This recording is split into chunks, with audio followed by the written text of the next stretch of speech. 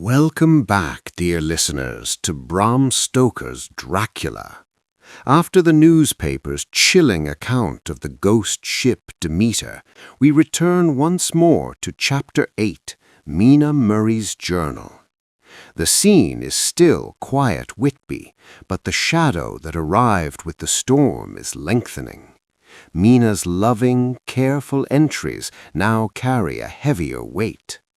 Let us walk beside her through these anxious days and nights as Lucy's mysterious illness deepens and the first unmistakable signs of the vampire's touch appear. 6th August. Mina begins with relief mixed with lingering worry. The great storm has passed, and the wrecked Demeter still lies on the sandbar like a broken toy. She has carefully pasted the newspaper cutting into her journal. She writes that she and Lucy spent the morning watching the coast guards and curious townsfolk swarm over the ship. Lucy seems fascinated by the tragedy, yet she grows strangely excited and pale whenever the dead captain is mentioned. Mina notes again that Lucy's sleepwalking has become more frequent and more troubling. Last night she rose once more.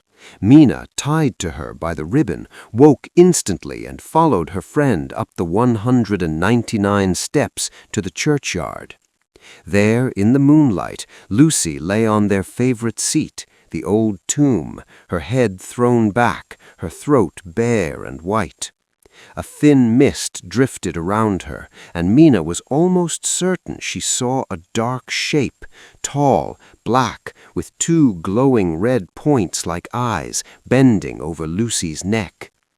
When Mina called out and ran forward, the shape melted away into the mist. Lucy woke shivering and confused, complaining only of a bad dream and a sharp pain in her throat. Mina writes, "I am growing very anxious about Lucy. She looks so fragile, like a lily that is fading. I have not the heart to tell her how frightened I am." 8th August. The entries grow shorter and more urgent. Mina has received a letter from Dr. Seward saying that Jonathan has been found, alive, but suffering from a violent brain fever in a hospital in Budapest. He is being cared for by kind nuns. The news fills Mina with both joy and fresh terror. She decides she must go to Jonathan at once, yet she cannot leave Lucy in her present state. She writes to Arthur Holmwood, begging him to come to Whitby as soon as possible. Lucy is now markedly worse. She is pale as marble, her eyes have dark circles, and she complains of terrible dreams she cannot remember. At night she grows restless, murmuring about red eyes and a great bat flapping at the window. During the day she is listless and sleeps heavily. Mina notices two small, sharp punctures on Lucy's throat, like the bite of a rat or a small dog, just over the jugular vein. They are red and slightly swollen. Lucy insists they do not hurt, but Mina cannot shake the memory of that dark shape in the churchyard. 9th August. Arthur Holmwood wires that he cannot come immediately. His father, Lord Godalming, is dangerously ill. Mina feels the weight of responsibility crushing her. She decides to stay with Lucy until help arrives. That night, Lucy sleepwalks again. Mina follows her to the churchyard once more. This time the mist is thicker. Lucy lies on the tomb, breathing shallowly. Mina clearly sees a large bat circling above them, its wings making a soft, leathery sound. When she waves her arms and cries out, the bat flies off toward the old abbey ruins. Mina brings Lucy home and sits by her bedside until dawn, holding her hand. She writes in her journal, "I am filled with a nameless dread. Something evil is watching us. God protect my poor Lucy." 10th August. The crisis deepens. Lucy is now so weak she can barely rise from her bed.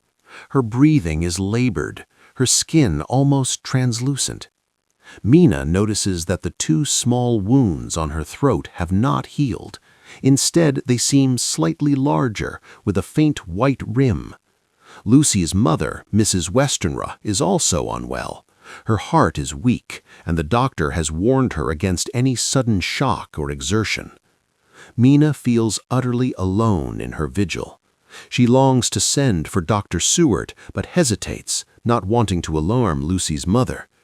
That night, as a heavy fog rolls in from the sea, Lucy becomes delirious.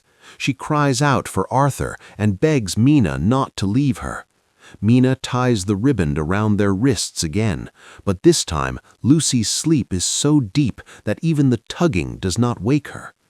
Mina sits up late, writing by candlelight.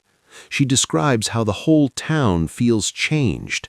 The laughter has gone from the streets, and people speak in hushed voices about the curse of the Demeter. Old superstitions are stirring again. Some whisper that the great black dog seen leaping from the ship was no dog at all, but something demonic. 11th August. Mina's final entry in Whitby is written in a trembling hand. Lucy is critically weak. She has lost so much color that she looks like a wax figure. The punctures on her throat are now unmistakable, 2 clean, round holes. Mina has begun to suspect something monstrous, though she cannot yet put it into words. She hears the soft flap of wings at the window and sees the bat again, hovering just outside the glass, its eyes glowing faintly red in the moonlight. At last, Mina makes a decision. She will telegraph Dr. Seward in the morning and ask him to come at once. She will also write to Arthur. She ends the entry with a desperate prayer. "Jonathan, my love, come back to me soon. Lucy is fading before my eyes, and I do not know how to fight the thing that hunts her in the night. God have mercy on us both." That was Chapter 8 of Dracula, the chapter where the horror moves from the sea and the newspaper into the intimate world of 2 young women. Mina's journal, once filled with hopeful seaside sketches and affectionate gossip, now records the slow draining of Lucy Westenra's life. The tiny wounds on the throat, the bat, the mist, the sleepwalking, the growing pallor, all point unmistakably to the vampire's nightly visits.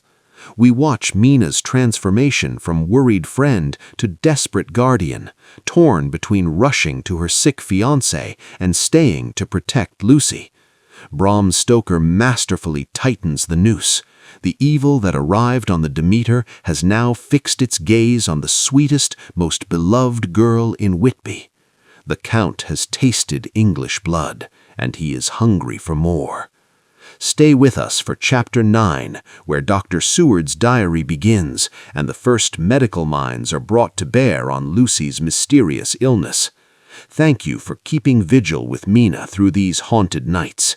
If this chapter left you with a cold feeling in your chest, please like, subscribe, and ring the bell so you never miss another page of this unfolding nightmare. The bat is at the window. The teeth are at the throat. Until next time, do not open the curtains when the moon is full.